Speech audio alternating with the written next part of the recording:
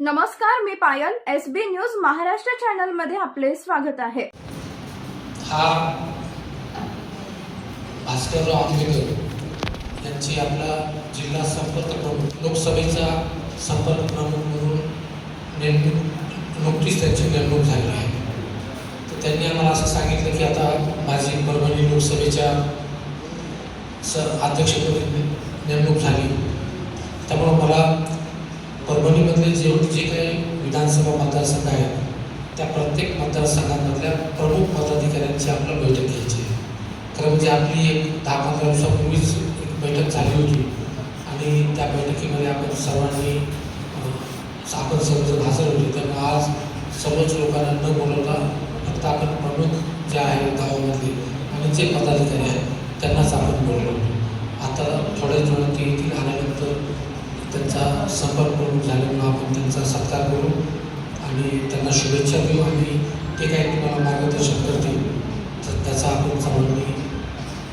दुसरी एक महत्त्वाची गोष्ट आहे की आता आपण आपल्या तिन्ही तालुक्यामध्ये घनसावंगीच्या तिन्ही तालुक्यामध्ये उपजिल्हा प्रमुख आणि तालुका प्रमुख या नेमणुका आपण आता केलेल्या आहेत. उरलेल्या ज्या नेमणुका आहेत मग त्याच्यामध्ये विभाग प्रमुख आहेत, शाखा प्रमुख आहेत,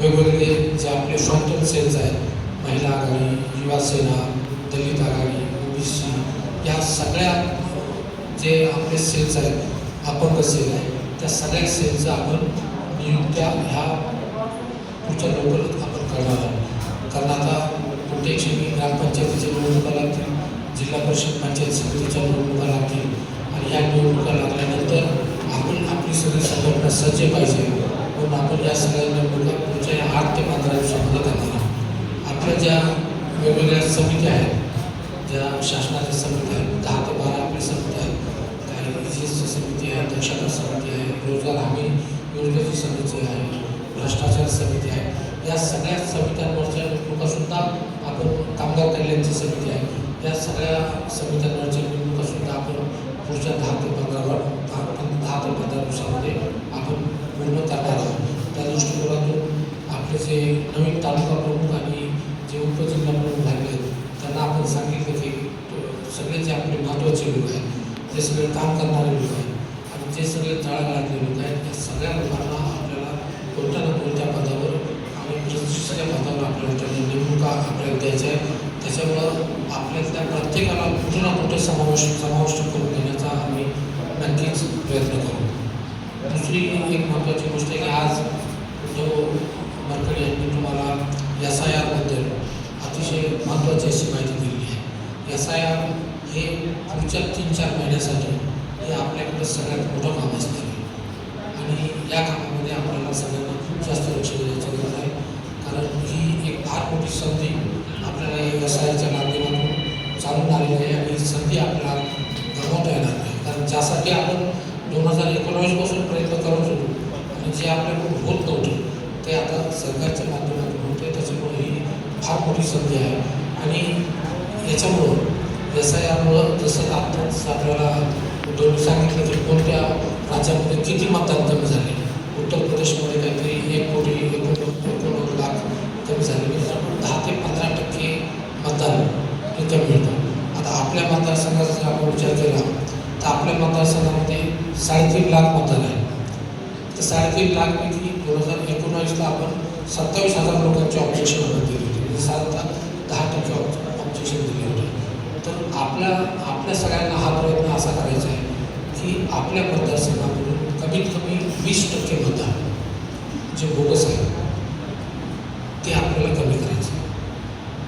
जे सरकारच्या माध्यमातून होईल ते 10 ते 15% ते त्यांच्या रुटीन कोर्समध्ये होईल, परंतु आपल्याला विशेष लक्ष देऊन जे 5% मतदान आहे ते आपल्याला कमी करायचं आहे आणि ही मतदान यादी पूर्णपणे आपल्याला शुद्ध करून द्यायची. तुम्हाला आपल्या पुढच्या निवडणुकीमध्ये सोडा, तुमच्या ग्रामपंचायतीच्या निवडणुकी, ग्रामपंचायतीची निवडणुकी, पंचायत समिती, जिल्हा परिषदेच्या निवडणुकी, त्याच्यामध्ये सुद्धा या जी मोहीम आहे SIRची त्याचा आपल्याला खूप मोठा फायदा आपल्याला होणार आहे.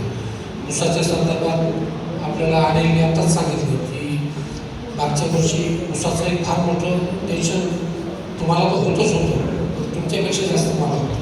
कारण परिस्थिती अशी निर्माण झाली होती की यावेळेला ऊसाचं सगळीकडे पाऊस झाला होता, धरणं सगळे भरले होते आणि त्याच्यामुळं ऊसाचं उत्पन्न लागवड जी आहे ती फार मोठ्या प्रमाणावर झाली होती. 35 ते 36 लाख टन ऊस आपल्या मतदारसंघामध्ये लागवड झाली होती आणि आपल्या मतदारसंघामध्ये गळत क्षमता ही जवळपास 20 ते 22 लाख टनाची आहे. म्हणजे जवळपास 15 लाख टन ऊस हा जास्त होता. आता या ऊसाचं करायचं काय आणि या ऊसामध्ये पहिल्या दिवसापासून आपल्या तिथं नाव कोणाचं घेणार नाही, पण तिथं मी राजकारण सुरू केलं होतं की आता तुम्ही या आमच्याकडं, आम्ही तुमच्याकडे बघतो. तुम्ही शिक्षणाचं काम केलं का, बघतो तुमचा ऊस कसा झाला. आणि जर आपण यावर्षी या ऊसामध्ये लक्ष दिलं नसतं तर मेपर्यंत कारखाने चाललेच असते, पण बऱ्याच लोकांचा ऊस हा बांधावर तोडून टाकावा लागला असता. त्याच्यामुळे आपण यावर्षी आपण वेळीच पावलं उचलली आणि मी तुम्हाला मागच्या 2-3 महिन्यापूर्वी जेव्हा मीटिंग झाली होती त्यावेळेला मी तुम्हाला सगळ्यांना सांगितलं होतं की आपल्या सगळ्यांचं टार्गेट हे की 31 मार्चला आपले सगळे कारखाने बंद करायचे आणि 31 मार्चला आपल्या मतदारसंघामध्ये एक टेम्पूसुद्धा ऊस राहणार नाही याची दक्षता आपल्याला घ्यायची. तुम्ही सगळ्यांनी गावातल्या जे आपले प्रमुख लोक आहेत त्या सर्वांनी याच्यामध्ये खूप मेहनत केली. आपल्या लोकांच्या ऊसाची यादी तयार केली, ऊस कोणाला द्यायचा हे सगळं त्यांनी खालच्या लेवलला त्यांनी सगळी मेहनत करून सर्वांचा ऊस हा घातला आणि परिस्थिती अशी झाली की 26 ते 27 मार्चला संपूर्ण कारखान्या संपूर्ण मतदारसंघामधला 100% ऊस आपला घालून झाला. त्याच्यामुळं आता आणि आपल्या तालुक्यामध्ये आपल्या मतदारसंघामध्ये जे ऊसाचं राजकारण होतं किंवा जो ऊसाचा दबाव होता हा ऊसाचा दबाव मी मागच्या 10 वर्षापासून बघतो. गावागावात गेल्यानंतर लोक मी समजा गावात गेलो तर लोक भेटायला यायची नाही की ऊसाची भीती त्यांना असायची. तर ती भीती सुदैवानं 90% लोकांच्या इथं कमी झाली. आता यावर्षी तुम्हाला सांगतो की मागच्या वर्षी जे आपण नियोजन केलं त्याच्याही पेक्षा जास्त चांगलं नियोजन आपण यावर्षी करणार आहोत. आणि मागच्या वर्षी आपण 31 मार्च म्हणत होतो, 31 मार्चच्या आधीच आपला सगळा ऊस पुढच्या वर्षी पण जाईल. आणि म्हणून मी मोठ्या आत्मविश्वासाने तुम्हाला मागच्या मीटिंगमध्ये सांगितलं आणि आताही तुम्हाला सांगतो की जितका तुम्हाला ऊस लावायचा तितका तुम्ही लावा. जो ऊस मी म्हणणार नाही की तुम्ही त्याला देऊ नका, त्याला द्या. जिथं जाईल तिथं ऊस झाला आणि त्याचा जाणार नाही त्याची जबाबदारी मी घेतली. सगळ्यांचा ऊस आता या ऊसाचं नियोजन आम्ही आता आजपासूनच सुरू केलेलं आहे की आता पुढचा सीझन ऑक्टोबर-नोव्हेंबरमध्ये सुरू होईल. तोपर्यंत आपण संपूर्ण ऊसाचं आपण नियोजन आपण करून घेऊ आणि पुढच्या वर्षीसुद्धा ऊसाचं कुठलंही आपल्याला त्याचं काही कारण होणार नाही. आता भारताचे आपले आदरणीय नेते अर्जुनरावजी खोतकर SB न्यूज महाराष्ट्र चॅनलची संपूर्ण माहिती ऐकण्यासाठी चॅनलला सबस्क्राईब, लाईक, कमेंट व शेअर करा. धन्यवाद.